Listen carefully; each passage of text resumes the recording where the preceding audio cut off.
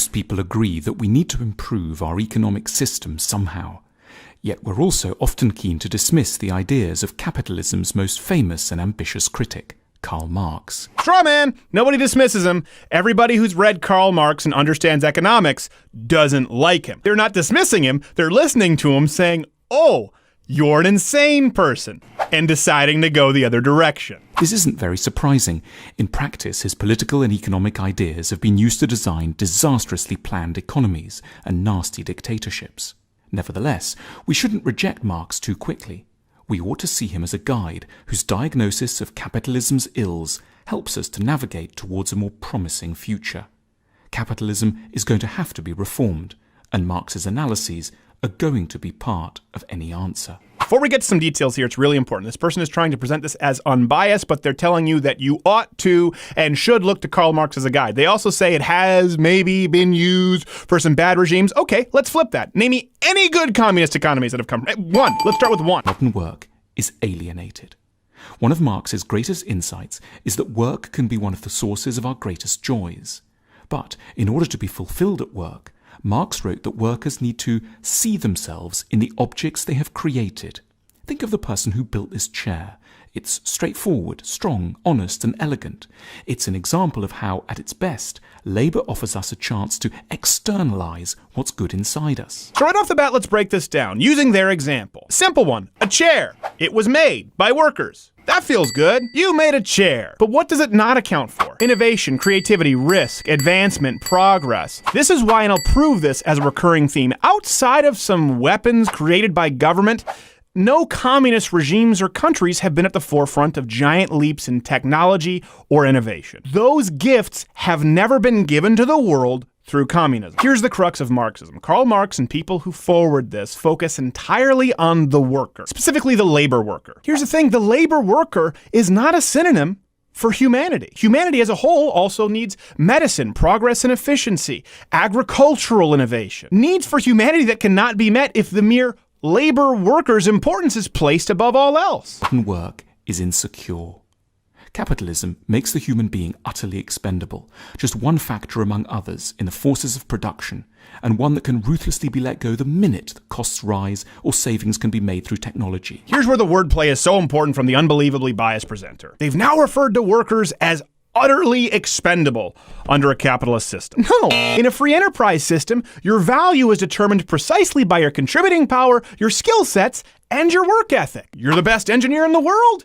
You're paid your worth. Under communism, you're not. Your contribution is worth the exact same as the guy next to you on the factory line who has no interest in contributing at all. As Marx knew deep inside each of us, we don't want to be arbitrarily let go. We're terrified of being abandoned.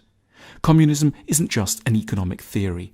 Understood emotionally, it expresses a deep-seated longing that we always have a place in the world's heart, that we will not be cast out. Oh, see, that sounds nice, right? Place in the world's heart. But what he just expressed is exactly why communism lends itself to mass murdering authoritarian regimes so perfectly. You will pay, you bourgeois. Come here, I kill you. You come here, where's my time? Can't believe Communism can only prey on fear and insecurity. Can capitalism? Sure, but it can only work if it simultaneously highlights the human desire to succeed, to progress, and to grow. Communism can only even be attempted with a scared and broken people. Capitalism, free enterprise, is most effectively embraced by optimistic ones. Workers get paid little, while capitalists get rich.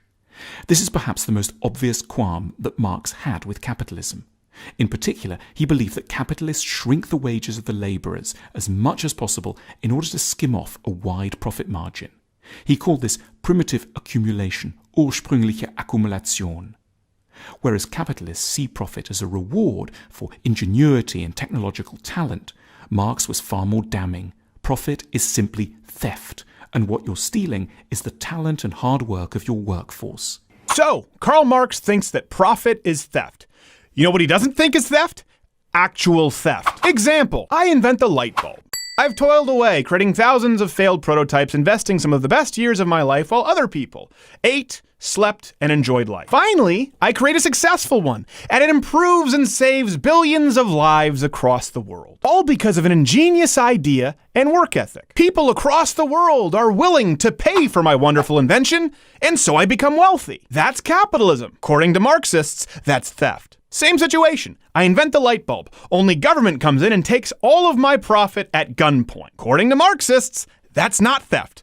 Are you getting it yet? That's what communism is, and yes, even socialism, which is why all of the Bernie supporters can be found under this video liking it like it's hot. At the end of the day, it comes down to men with guns forcing you to give them your stuff. So you wonder why not only communism lends itself to authoritarian regimes, but why leftism lends itself to more violent, disruptive protests like Black Lives Matter or Occupy Wall Street. It's because despite what hippies and democratic socialists tell you, at its core, communism and socialism, through its only available methods of collection and distribution, are predicated on the use of violent force. Capitalism is bad for capitalists. Marx didn't think that capitalists were evil. For example, he was acutely aware of the sorrows and secret agonies that lay behind bourgeois marriage. Marx argued that marriage was actually an extension of business, and that the bourgeois family was fraught with tension, oppression, and resentment, with people staying together not for love, but for financial reasons. Marx believed that the capitalist system forces everyone to put economic interests at the heart of their lives, so that they can no longer know deep, honest relationships. He called this psychological tendency commodity fetishism, Warenfetischismus, because it makes us value things that have no objective value. He wanted people to be freed from financial constraint so that they could, at last, start to make sensible, healthy choices in their relationships. See, this is interesting because a lot of people don't realize just how anti-marriage and traditional family Karl Marx was. Granted, yes, marriage is one of the greatest indicators we have of economic stability, wealth, and growth. It's also the biggest indicator we have available for health, longevity, and personal happiness. Here's where contrast is so important. Whereas Karl Marx sought to destroy the traditional family, the founding fathers in the United States were emphatic about it being the central building block to the American way of life. Why? Because before a municipal, state, or federal government, you had a moral level of self-governance within the family. One that led to a happier and, as Karl Marx has pointed out, more financially productive society. And that's why many of our marriage laws exist in the books to begin with. In short, one of the biggest evils of capitalism is not that there are corrupt people at the top. This is true in any human hierarchy. But that capitalist ideas teach all of us to be anxious, competitive, conformist, and politically complacent. This is key. We'll get to the philosophy in a second, but I love how he skimmed over.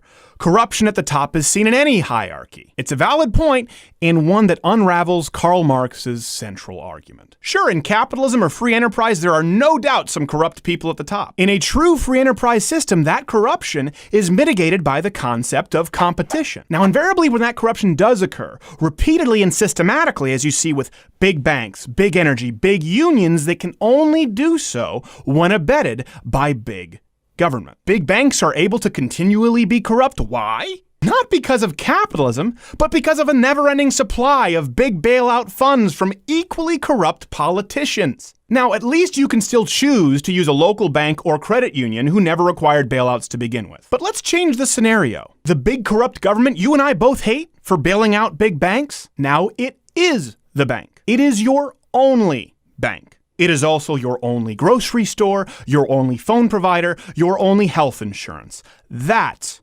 communism. As seen with every communist regime ever, it leads to massive death and totalitarianism every time. So if this man and Karl Marx acknowledge that in any hierarchy you will find corruption at the top, why, oh why, would you want to hand over that top to a centralized government monopoly where no voluntary transactions are even necessary? Only the use of violent coercion.